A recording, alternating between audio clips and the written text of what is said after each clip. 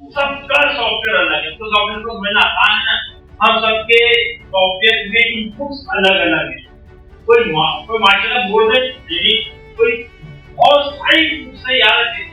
हमारा उम्र, तजर्बा, इल्म, मजहब, हमारी जेंडर ना मजहब, इसी तरीके से हमारा लाइफस्टाइल, तो बहुत एक तकरीबन 25-26 चीजें हैं जो हमारे अपने सॉफ्टवेयर को इन्फ्लुएंस कर रही होती है। इसका मतलब है और हम खुद अपने आप को बदलते हैं। एक तो डीएनए जो हो गया, मेरा डीएनए तो एक ही है, डीएनए के अंदर क्या है, डीएनए एक ही है। और डीएनए कहता है जफर साहब को गाड़ी चलाने का शौक है, लेकिन डीएनए के हिसाब से जब मैं 20 साल का था तो साइकिल चलाता था ना, 3 पहियों वाली साइकिल चलाता था, फिर 2 पहियों वाली आई, फिर बड़ी साइकिल आई, मोटरसाइकिल आई, फिर जो है वो कार आई, जहाज चलाना शुरू किया।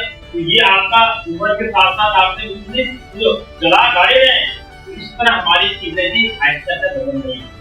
तो ये ख्याल रखिएगा कि हमारा इख्तिलाफ बिल्कुल ऑब्वियसली होना चाहिए। तो ये नहीं कह रहे कि अच्छा, लेकिन आप इसको इख्तिलाफ को खत्म नहीं कर सकते। जब खत्म नहीं कर सकते क्या करना है, हैदराबाद से आते हैं तो आप देखते हैं ना, हैदराबाद से कराची तंडोजा के दरमियान में बहुत सारे आपको प्रॉब्लम नजर आते हैं, उनसे बचना है तो बड़ा खड्डा है तो छोटा खड्डा है। साईं ये जो डोंट एक्सेप्ट द मिस्टेक्स, जी जी, ये मिस्टेक्स खुद बंदा बहुत ज्यादा करता है और नजर दूसरों पे होती है, इसको कैसे निकालें? इसकी बड़े आसान में बड़ी अच्छी चीज देखिए, बहुत अच्छा है। एजुकेटेड पर्सन भी देखो ना, अच्छे अच्छे पोस्टों पे पीएचडी करके बड़े स्कॉलर होते हैं फिर भी नहीं मानते। ये बताएं तो कैसे करें? बिस्मिल्लाह। असल में क्या है कि हम अना के खोल के अंदर होते हैं। किसके खोल में होते हैं? हमें नहीं, और लोग भी होते हैं। देखिए यार, अल्लाह के खोल के अंदर हो, बस अल्लाह के खोल को उतार देना। आज तक किसी को आपने इस वजह से कमतर नहीं समझा होगा कि उसने अपनी गलती मान ली। छोटी सी मिसाल देता हूँ, 2 वाक़यात सुना रहा हूँ, दोनों कुरान में मौजूद है, हदीस में मौजूद है। अल्लाह ताला ने आदम से क्या कहा, अल्लाह ताला ने शैतान जिसम किया तो उससे क्या कहा, आदम को उसने सिजदा नहीं किया। फिर जब अल्लाह ताला ने उसको वार्निंग दी सब के, तो उसने माफी नहीं मांगी।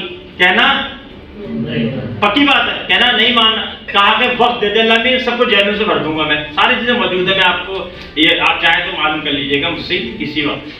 हजरत आदम अलैहिस्सलाम को पैदा किया, हजरत हव्वा को बाद में पैदा किया, फिर उनसे कहा कि जन्नत में रहो, इस दरख्त के पास नहीं जाना। पूरा सूरह आराफ के अंदर वाक़या मौजूद है। वो दरख्त के पास चले गए, उसका फल खा भी लिया। कहना माना नहीं माना? नहीं माना। और शैतान ने, शैतान को जब कहा कि तुम कहना नहीं, तुम ये मेरा कहना नहीं माना है, तो उसने माफी नहीं मांगी, बल्कि क्या कहा, उसने कहा कि मुझे वक्त दे दे, मैं ये सबके ऐसे कम तैसे करके सबको जानने में लेके जाऊंगा जिनको तुम बना रहे हो मेरे मुकाबले के अंदर। यही सारा वाक़या है। और हजरत आदम अलैहिस्सलाम को जब कहा तुमने ये कर लिया, तो क्या किया?